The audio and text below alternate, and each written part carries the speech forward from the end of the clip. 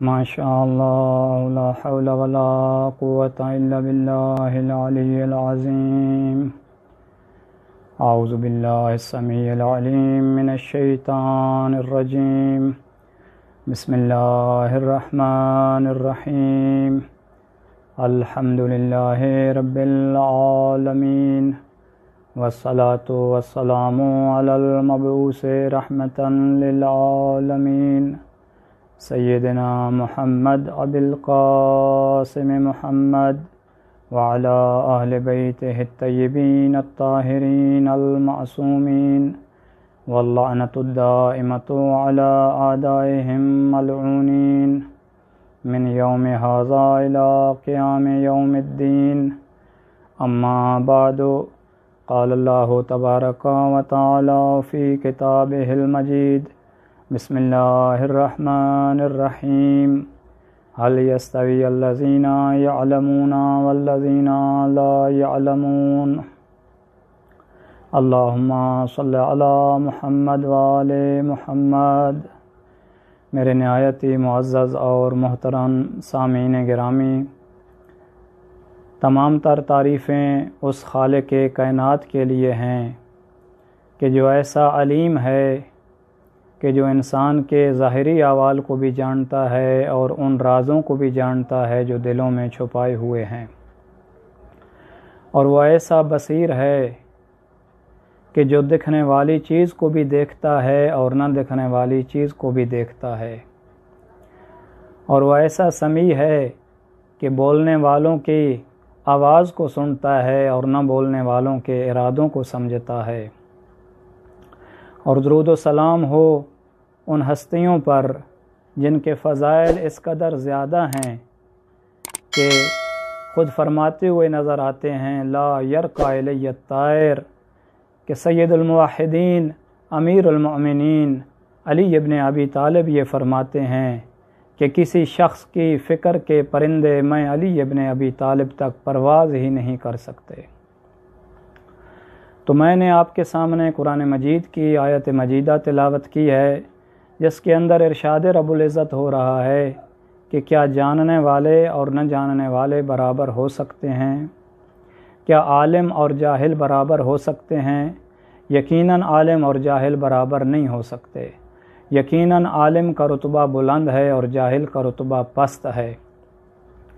تو شکر ہے خداوند عالم کا کہ اللہ نے ہمیں ایسے امام اور ایسے رہبر عطا فرمائے کہ جن کے بارے میں سید المرسلین امام الاولین والآخرین یہ فرماتے ہوئے نظر آتے ہیں انا مدینۃ العلم وعلی بابھا وانا مدینۃ الحکمت وعلی بابھا۔ میں محمد مصطفیٰ علم کا شہر ہوں اور اس کا دروازہ علی ابن ابی طالب ہیں، اور میں محمد مصطفیٰ حکمت کا شہر ہوں اور اس کا دروازہ علی ابن ابی طالب ہیں۔ جسے علم چاہیے وہ بھی علی کے دروازے پہ آئے، جسے حکمت چاہیے وہ بھی علی کے دروازے پہ آئے، جسے دین چاہیے وہ بھی علی کے دروازے پہ آئے۔ علی کے دروازے سے سب کچھ ملے گا، اور شکر ہے کہ خداوند عالم نے ہمیں ایسے امام عطا کیے کہ جو معصوم امام ہیں، گناہگاروں سے بچا کر معصوم امام عطا کیے۔ اور پھر فرمایا رسول اللہ صلی اللہ علیہ وآلہ وسلم نے لو اجتمع الناس علی حب علی ابن ابی طالب لما خلق اللہ النار، کہ اگر سارے لوگ علی ابن ابی طالب کی محبت پر جمع ہو جاتے تو اللہ کو جہنم پیدا کرنے کی ضرورت نہ رہتی۔ لیکن لوگوں نے علی ابن ابی طالب کی محبت کو اختیار نہیں کیا، علی ابن ابی طالب کی محبت پر جمع نہ ہوئے، بلکہ ایسوں کو اپنا امام اور رہبر مان لیا کہ جو یہ کہتے ہوئے نظر آتے ہیں لولا علی لہلک فلاں، اگر علی نہ ہوتا تو ہم ہلاک ہو جاتے، اگر علی نہ ہوتا تو ہم ہلاک ہو جاتے۔ علی کو پکارنے والے اور ہیں اور مدد کرنے والے علی ابن ابی طالب اور ہیں۔ اور علی ابن ابی طالب علیہ الصلاۃ والسلام اور ان کے 11 بیٹے ایسے معصوم امام ہیں کہ ان کی مثل پوری دنیا میں کوئی معصوم امام نہیں ہے، اور بعد از نبی علی ابن ابی طالب تمام لوگوں سے افضل ہیں، اور علی ابن ابی طالب ایسے عالم ہیں کہ جن کے بارے میں علی علیہ الصلوۃ والسلام کے شاگرد جناب ابن عباس یہ فرماتے ہوئے نظر آتے ہیں کہ علی ابن ابی طالب نے ایک دفعہ مجھے درس تفسیر دینا شروع کیا رات کے ابتدائی حصے میں، اور یہ کہتے ہیں کہ علی ابن ابی طالب نے بسم اللہ کا، صرف بسم اللہ کا اتنا زیادہ درس تفسیر دیا کہ رات ختم ہو گئی، صبح کی سفیدی نمودار ہو گئی، لیکن علی ابن ابی طالب کی بسم اللہ کی تفسیر ختم نہ ہوئی۔ اور علی ابن ابی طالب کے یہ شاگرد جناب ابن عباس ایک دفعہ مکہ میں درس تفسیر دے رہے تھے، اور درس تفسیر کے دوران وہاں سے حاکم شام کا گزر ہوا، ابو سفیان کے بیٹے کا گزر ہوا، اور وہ بیٹھ کر ابن عباس کا درس تفسیر سننے لگا۔ جیسے ہی سنتا ہے تو کیا سنتا ہے کہ جناب ابن عباس یہ درس دے رہے ہیں کہ اللہ نے قرآن میں فرمایا وَلِكُلِّ قَوْمٍ هَادٍ وَأَنْتَ مُنذِرٌ، کہ اس آیت مجیدہ سے مراد ہادی اور منذر سے مراد محمد مصطفیٰ اور علی مرتضیٰ ہیں۔ پھر کہ اللہ نے اہل بیت محمد کو طاہر و مطہر کیا، تو اس آیت مجیدہ میں بھی علی ابن ابی طالب کی طہارت کی گواہی ہے۔ پھر ابن عباس پڑھتے ہیں ندعو ابناءنا وابناءکم ونساءنا ونساءکم وانفسنا وانفسکم ثم نبتہل فنجعل لعنۃ اللہ علی الکاذبین، کہ اس آیت مجیدہ میں بھی نفس نبی سے مراد علی ابن ابی طالب ہیں۔ پھر ابن عباس نے پڑھا انما ولیکم اللہ ورسولہ والذین آمنوا الذین یقیمون الصلاۃ ویؤتون الزکاۃ وہم راکعون، کہ علی ابن ابی طالب نے حالت رکوع میں زکوٰۃ دی ہے، تو علی ابن ابی طالب کی شان میں یہ آیت ولایت نازل ہو گئی۔ تو یہ سنتا رہا۔ پھر جناب ابن عباس نے پڑھا کہ قیامت والے دن ایک نبع عظیم کے بارے میں سوال ہوگا، ایک بہت بڑی خبر کے بارے میں سوال ہوگا، اس خبر سے مراد بھی علی ابن ابی طالب ہیں۔ پھر یہ آیت مجیدہ پڑھی وَاعْتَصِمُوا بِحَبْلِ اللَّهِ جَمِيعًا وَلَا تَفَرَّقُوا، کہ اللہ کی رسی کو مضبوطی سے پکڑ لو اور فرقے مت بنو، اور اس رسی سے مراد بھی علی ابن ابی طالب ہیں۔ پھر ابن عباس نے پڑھا کہ سأل سائل بعذاب واقع، کہ ایک سوال کرنے والے نے عذاب کا سوال کیا تو اللہ نے عذاب نازل کر دیا۔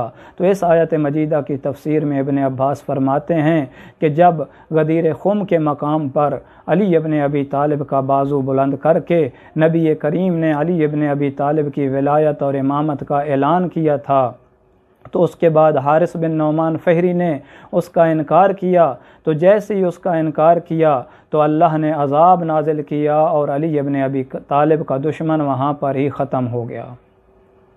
تو جب ابن عباس نے قرآن مجید کی 10 آیات علی ابن ابی طالب کی شان میں تلاوت کیں تو یہ ابو سفیان کے بیٹے سے برداشت نہ ہوا، فضائل علی کو برداشت نہ کر سکا، بغض علی میں بولنے لگا اور کہتا ہے اے ابن عباس وہاں سے قرآن پڑھو جہاں علی ابن ابی طالب کی فضیلت نہ ہو۔ تو جناب ابن عباس فرماتے ہیں کہ میں کہاں سے قرآن پڑھوں، جہاں سے بھی پڑھتا ہوں مجھے علی ابن ابی طالب کے فضائل نظر آتے ہیں۔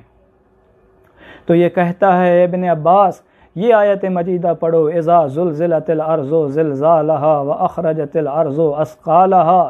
تو جناب ابن عباس فرماتے ہیں کہ میں کیا کروں، اس آیت مجیدہ میں بھی علی ابن ابی طالب کے فضائل نظر آتے ہیں۔ تو وہ کہنے لگا کہ یہ آیت مجیدہ تو قیامت کے بارے میں ہے اور قیامت کے احوال کے بارے میں ہے، اس آیت مجیدہ میں علی ابن ابی طالب کا ذکر کہاں ہے؟ تو جناب ابن عباس نے فرمایا کہ اے حاکم شام، اے ابو سفیان کے بیٹے، کیا تو نہیں جانتا کہ بعد از نبی ایک دفعہ مدینے میں زلزلہ آیا تھا اور سارے لوگ ڈر گئے تھے اور گھروں سے باہر نکل آئے تھے، اور علی ابن ابی طالب نے سب لوگوں کے درمیان میں کھڑے ہو کر زمین پر پاؤں سے ٹھوکر مار کر یہ پڑھا اذا زلزلت الارض زلزالها واخرجت الارض اثقالها وقال الانسان ما لها۔ پھر فرمایا اے زمین، علی ابن ابی طالب ابو تراب تجھے حکم دیتا ہے کہ زلزلے کو ختم کر دے، علی کا یہ کہنا تھا زلزلہ ختم ہو گیا تھا۔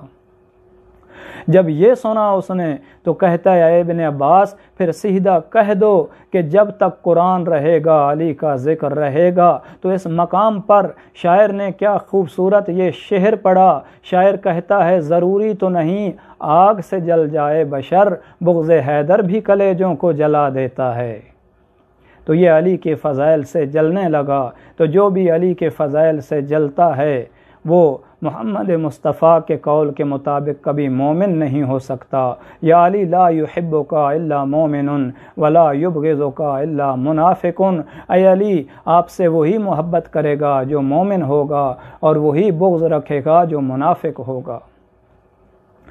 واس کے پاس نبی مصطفیٰ کے حقیقی 12 جانشینوں کا دامن ہو، اس کو کسی غیر کے دروازے پہ جانے کی ضرورت ہی نہیں رہتی۔ اور انہی الفاظ کے ساتھ دعا ہے کہ خداوند عالم ہمیں محمد و آل محمد کے فضائل پڑھنے کی اور ان کی سیرت پہ عمل کرنے کی توفیق عطا فرمائے بجاہ محمد و آل